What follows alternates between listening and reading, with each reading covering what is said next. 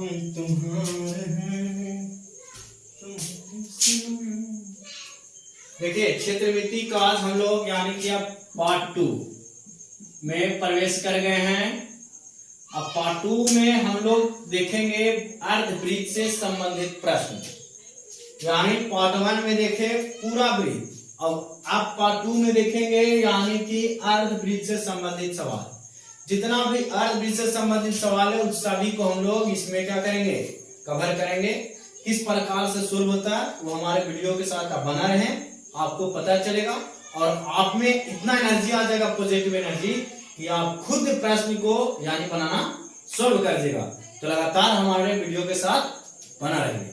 देखिए अर्धवृत्त से संबंधित जैसे हम लोग देखे पिछले कक्षा में कि पूरा वृत्त है। आप इसी वृत्त को यानी कि यहां से यहां तक काट दिया जाए, तो काट दिया जाए तो ये आपका जो वृत्त हो जाएगा बाबू, ये आपका क्या हो गया, अर्धवृत्त हो गया। अब यहाँ पे देखिए ये भी वृत्त आपका है, तो ये भी वृत्त आपका क्या हो गया, यानी कि अर्धवृत्त हो गया। अब यहाँ पे यानी जब हम लोग पूरे वृत्त को ले रहे थे तो उसको हमको पूरा वृत्त कर रहे थे, लेकिन जब वृत्त को हाफ कर दिया जाए यानी आधा कर दिया जाए, तो आधा कर दिया जाए तो उसको नाम दे दिया अर्धवृत्त। जैसे यानी कि तरबूजा आधा कटा हुआ है, अर्धवृत्ताकार है वो, यानी साइकिल के पहिया को अगर आधा से काट दिया जाए तो भी आपका अर्धवृत्ताकार हो जाएगा। तो यहाँ पे हम लोग अर्धवृत्त में देखेंगे कि इसको हम लोग क्या बोलेंगे, यानी व्यास बोलेंगे ना, यानी व्यास इसको कहेंगे, व्यास। देखे थे व्यास क्या होता है, त्रिज्या। ये इसको हम लोग यहां से यहां तक क्या बोलेंगे, यानी त्रिज्या बोलेंगे। तो यहाँ ए नाम दे दिया, यहाँ बी दे दिया, यहाँ वो दे दिया, यहाँ सी दे दिया। तो त्रिज्या जो इसमें हो जाएगा, यानी कह सकते हैं कि एओ, ओ बी, ओ सी, ये सभी क्या है, यानी त्रिज्या है। क्या है, त्रिज्या है। लेकिन जब पूरा ए बी कह दे तो यहाँ पे क्या हो जाएगा, यानी अर्धवृत्त का क्या हो जाएगा, व्यास हो जाएगा। तो हम लोग यहाँ पे अर्धवृत्त से जितने भी प्रश्न आते हैं उस सभी प्रश्न को हम लोग देखेंगे। तो देखिए इसमें कुछ फॉर्मूले हैं, तो याद रखना है कि अर्धवृत्त का क्षेत्रफल, अर्धवृत्त का क्षेत्रफल इक्वल टू होता है पाई आर स्क्वायर बटा 2 कर दीजिए, यानी पूरा वृत्त के क्षेत्रफल निकालिए और उसको 2 से भागा दे दीजिए, आपका अर्धवृत्त आपके सामने आ जाएगा और उसका एरिया भी आपके सामने आ जाएगा जब निकालिएगा तब। अर्धवृत्त का क्षेत्रफल याद रखना पाई आर स्क्वायर बाई 2। अब यहाँ पे जहां आपने पढ़ा कि पाई का वैल्यू 22/7 या 3.14 यानी लेना है, तो ये आपको पाई का वैल्यू है। अब आपसे यानी दूसरा प्रश्न पूछ दे कि अर्धवृत्त का परिमाप भी निकालना होगा। तो अर्धवृत्त का परिमाप, अर्धवृत्त का परिमाप इक्वल होता है पाई प्लस 2 इंटू यानी कि आर। पाई प्लस 2 इंटू क्या निकालना है, यानी कि आपको आर। लेकिन जब डी यानी व्यास पता हो तो परिधि बराबर pi plus 2 into D by आपको 2 लगाना पड़ेगा। और इससे हम लोग परिधि क्या करेंगे, ज्ञात करेंगे। जैसे क्वेश्चन को लेते हैं, क्वेश्चन नंबर 1, यानी कि अर्धवृत्त का क्षेत्रफल ज्ञात करें जिसकी त्रिज्या 14 सेंटीमीटर है। लेंगे आप भी लीजिए और सोल्व कीजिए। अर्धवृत्त का देखिए यहाँ पे लिखेंगे अर्धवृत्त का क्षेत्रफल बराबर होता है क्या, पाई आर स्क्वायर बाई 2। पाई का मान आपने पढ़ा 22/7, आर का मान देखिए 14 दिले 14, बटा में कितना है 2, काट दीजिए 7 दूनी 14, 7 से 7 यानी आ गया 22 गुने आपका 14। गुना करिएगा 22 में जब 14 से तो 4 दुनिया 8 4 दुनिया यानी कि 2 2 यानी कि 8 0 2 1 3 यानी 308 सेंटीमीटर स्क्वायर आपका क्या है अर्धवृत्त का क्षेत्रफल आ गया। अब नेक्स्ट यानी इसी प्रकार से हम लोग यहाँ पे मान लेते हैं 7 सेंटीमीटर कर देते हैं या लीजिए 3 सेंटीमीटर कर देते हैं 2 सेंटीमीटर कर देते हैं। कोई इशू इसमें नहीं है कि आप अपने से मान रहे हैं हम तो आप कुछ भी मानिए उसको सोल्व करिए सोल्व होगा। तो यहाँ पे 2 सेंटीमीटर पर जब हम लोग बनाएंगे तब देखिए यानी अब त्रिज्या का मान हम लोग को 2 रखना है। क्वेश्चन वही है। अब यहाँ पे पाई का वैल्यू 22/7 आर का वैल्यू 2 गुना 2 बटा में देखिए 2 है ये 2 से 2 कैंसिल हो गया 22 गुने 2 44/7 यानी सेंटीमीटर स्क्वायर। इसको भाग लेके हम लोग दशमलव में अगर देगा आंसर तो लिख सकते हैं। आप देखिए नेक्स्ट यानी तीसरा प्रश्न आपसे पूछ लेगा कि बताइए भाई अर्धवृत्त का क्षेत्रफल अर्धवृत्त का क्षेत्रफल 19.25 है तो व्यास ज्ञात करें। अर्धवृत्त का क्षेत्रफल देगा का 19.25 तो व्यास निकालना है। चलिए निकालते हैं कैसे फॉर्मूला से निकालेंगे। अर्धवृत्त का क्षेत्रफल पहले दिले ओकरे लिखिए 19.25 यानी जो दे रखा है उसी को पहले लिखिए तो 19.25 कैसे लिखा तब पाई आर स्क्वायर बटा 2 किया होगा तब 19 पॉइंट कितना लिखा होगा 25 का बटा में यहाँ आपका आ गया दशमलव हटा 100 यानी पाई के वैल्यू आ गया 22/7 आर स्क्वायर बटा 2 इक्वल टू 19 25/100। अब इसको यहाँ पे हम लोग काटेंगे तो देखिए यानी 50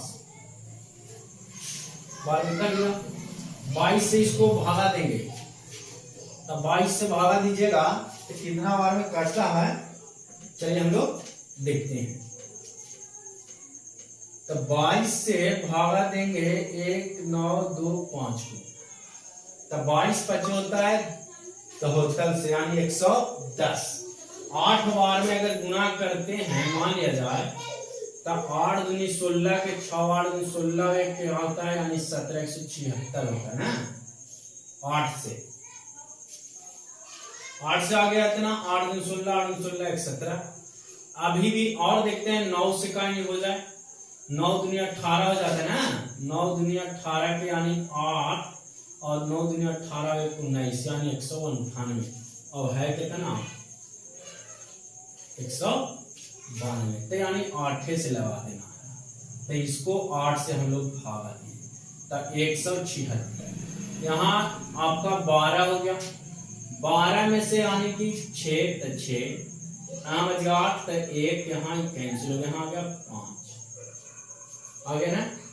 अब यहाँ पे जब इतना आ गया तब हम लोग को यानी 5 अब 165 तो आएगा नहीं तो इसको हम लोग 7 बार में लगाएंगे या 6 बार में देखते हैं तो 6 से 6 दूनी 12 के 2 6 दूनी 12 लेके यहाँ गया 13 इसमें अगर 22 जोड़ देते हैं तो 2 4 3 2 5 यानी 154 7 बार तो 7 बार में हम लोग आसानी से लिख सकते हैं तो 7 से लगा दिए 22 सकते यानी 54 तो बच गया 1 यानी ये भी कैंसिल हो।